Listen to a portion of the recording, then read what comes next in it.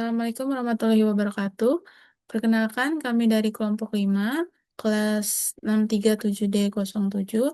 Di sini kami akan menjelaskan mengenai pembahasan kami, yakni yang berjudul Ragam dan Laras Bahasa. Sebelumnya kami terdiri dari 4 anggota. Yang pertama nama saya Meliana Indriani dengan NIM 632204711. Lalu ada teman saya Uswatun Aziza, Quincy Melani, dan Salva Erena. Di sini saya akan menjelaskan pengertian ragam bahasa. Ragam bahasa adalah variasi bahasa menurut pemakaian yang berbeda-beda menurut topik yang dibicarakan, menurut hubungan pembicara, kawan bicara, orang yang dibicarakan, serta menurut medium pembicara, yang biasa digunakan di kalangan terdidik, di dalam karya ilmiah, atau karangan teknis, perundang-undangan, di dalam suasana resmi, atau di dalam surat menyurat resmi, seperti surat dinas, disebut ragam bahasa baku atau ragam bahasa resmi. Menurut Fahad Arobi 2023, bahwa sehubungan dengan pemakaian bahasa Indonesia timbul dua masalah pokok, yaitu masalah penggunaan bahasa baku dan tak baku. Dalam situasi resmi, seperti di sekolah, di kantor, atau di dalam pertemuan resmi digunakan bahasa baku. Sebaliknya, dalam situasi tak resmi, seperti di rumah, di taman, di pasar, kita tidak dituntut menggunakan bahasa baku. Ditinjau dari media atau sarana yang digunakan untuk menghasilkan bahasa, yaitu pertama, ragam bahasa lisan, kedua, ragam bahasa tulis, bahasa yang dihasilkan melalui alat ucap, organ of speech, dengan fonem sebagai unsur dasar dinamakan ragam bahasa lisan. Sedangkan bahasa yang dihasilkan dengan memanfaatkan tulisan dengan huruf sebagai unsur dasarnya dinamakan ragam bahasa tulis. Jadi dalam ragam bahasa lisan kita berurusan dengan lafal. Dalam ragam bahasa tulis kita berurusan dengan tata cara penulisan atau ejaan. Selain itu, aspek tata bahasa dan kosakata dalam kedua jenis ragam itu memiliki hubungan yang erat. Ragam bahasa tulis yang unsur dasarnya huruf melambangkan ragam bahasa lisan. Oleh karena itu, sering timbul kesan bahwa ragam bahasa lisan dan tulis itu sama. Padahal kedua jenis ragam bahasa itu berkembang menjadi sistem bahasa yang memiliki seperangkat kaidah yang tidak identik benar. Meskipun ada pula kesamaannya, meskipun ada keberhimpitan aspek tata bahasa dan kosakata. Masing-masing memiliki seperangkat kaidah yang berbeda satu dari yang lain. Memahami ragam bahasa. Ragam bahasa adalah sebuah variasi dalam berbahasa yang muncul karena adanya keragaman manusia dalam berinteraksi. Ragam bahasa muncul karena tidak seragamnya pengguna bahasa. Penggunaan dari variasi bahasa ini disesuaikan dengan situasi yang berlaku, di antaranya faktor sosial, situasi, topik, dan tempat berlangsungnya komunikasi terjadi. Dalam penggunaan bahasa dalam masyarakat, juga terdapat perbedaan-perbedaan atau variasi yang digunakan masyarakat dalam proses berkomunikasi. Penutur yang tidak homogen, kegiatan interaksi sosial yang beragam juga merupakan sebab terjadinya keragaman bahasa. Berdasarkan fungsinya, yang pertama ragam lisan dan ragam tulisan. Kedua ragam ini memiliki perbedaan signifikan berdasarkan fungsi, kedudukan, dan lingkungan penggunaannya. Menurut Tasai dan Zainal Arifin tahun 2000, perbedaan utama antara ragam lisan dan tulisan adalah kehadiran lawan bicara. Contohnya, ragam lisan memerlukan lawan bicara secara langsung, sedangkan ragam tulisan tidak. Kemudian, ragam bahasa Indonesia baku dan tidak baku. Ragam baku adalah ragam yang dilembagakan dan diakui oleh masyarakat sebagai standar norma dalam berbahasa. Sedangkan ragam tidak baku adalah ragam yang tidak dilembagakan dan cenderung menyimpang dari norma bahasa baku.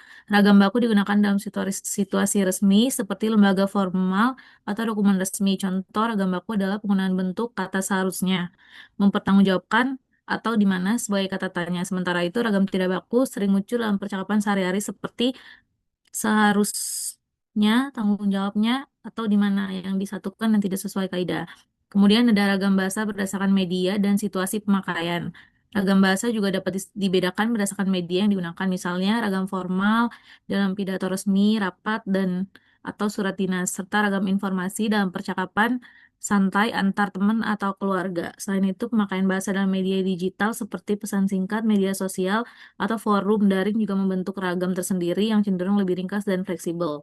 Kemudian ragam bahasa berdasarkan bidang atau keahlian. Di dalam beberapa konteks, ragam bahasa berkembang sesuai dengan bidang tertentu, misalnya ragam ilmiah yang digunakan dalam laporan penelitian dan artikel akademik, ragam hukum yang digunakan dalam peraturan atau keputusan hukum, serta ragam jurnalistik yang dipakai dalam penulisan berita. Ragam bahasa ini memiliki ciri khas masing-masing, baik dalam struktur kalimat maupun pilihan kata. Selanjutnya ada memahami laras bahasa. Laras bahasa adalah gaya bahasa yang menunjukkan pada variasi bahasa yang digunakan berdasarkan bidang konteks tertentu. Laras bahasa terkait dengan lingkungan bidang atau home style atau pemakaian. Pembahasan tentang laras bahasa tidak terlepas dari konsep penggunaan atau peraturan penulisan.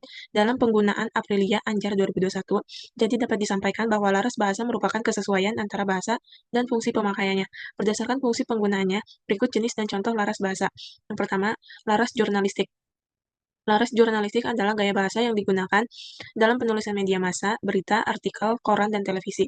Pemilihan bahasa yang digunakan memiliki ciri khas yang padat, memperhatikan ejaan yang benar, singkat, sederhana, lugas, dan jelas. Contohnya, Gubernur Provinsi Jambi meresmikan jembatan baru yang menghubungkan dua desa terpencil kemarin Minggu 2 November 2024. Yang kedua, laras ilmiah.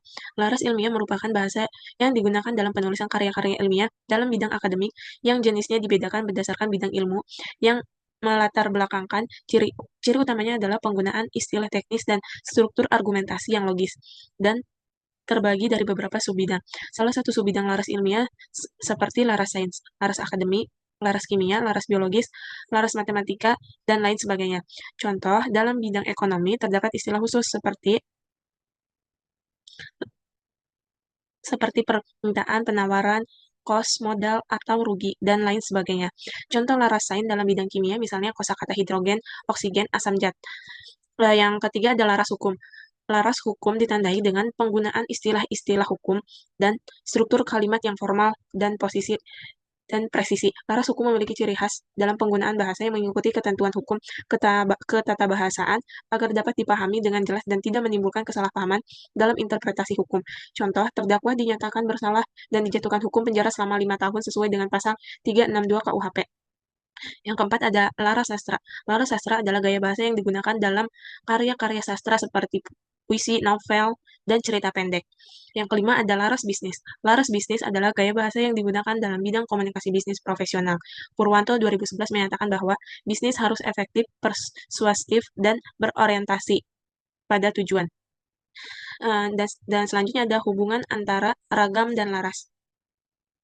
Ragam dan laras bahasa adalah dua konsep yang saling berkaitan erat dalam studi variasi bahasa.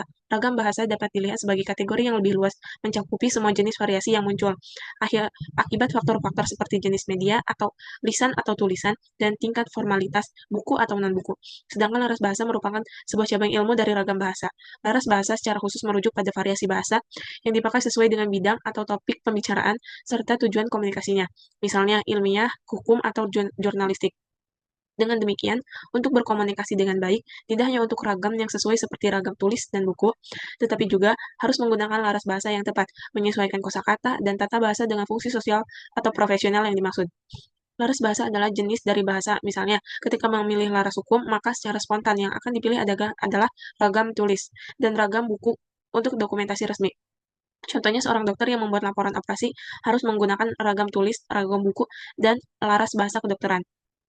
Pentingnya ragam dan laras bahasa. Pemahaman tentang ragam dan laras bahasa sangat penting dalam komunikasi efektif. Kemampuan untuk menggunakan variasi bahasa yang tepat sesuai dengan konteks dan situasi dapat meningkatkan kejelasan pesan dan menghindari kesalahpahaman.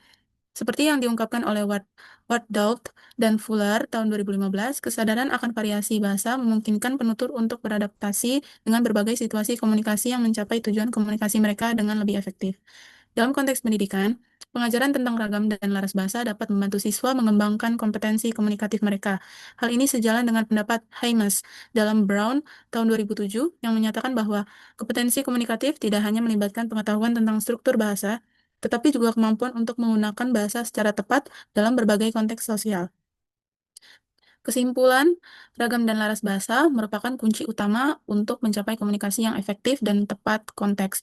Ragam bahasa adalah kategori variasi yang lebih luas, muncul karena faktor pemakai atau sosial dan faktor pemakai atau situasi. Yang paling umum terbagi menjadi formal baku dan non-formal atau non-baku. Berdasarkan tingkat keetikan dan konsistensi, lisan serta tulis berdasarkan media atau sarana yang digunakan.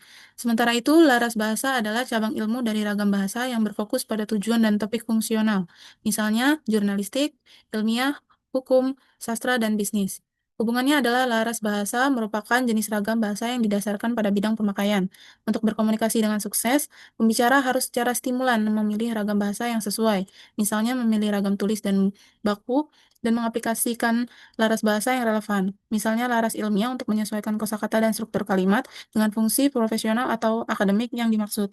Intinya penguasaan ragam dan laras bahasa yang baik memungkinkan kita untuk menjadi komunikator yang cerdas, mampu beradaptasi secara fleksibel di berbagai situasi, mulai dari percakapan santai hingga penulisan dokumen resmi, sehingga dapat meningkatkan kejelasan pesan dan menghindari kesalahpahaman. Sekian presentasi dari kelompok kami. Kurang lebihnya mohon maaf. Wabillahi taufiq wal hidayah. Wassalamualaikum warahmatullahi wabarakatuh.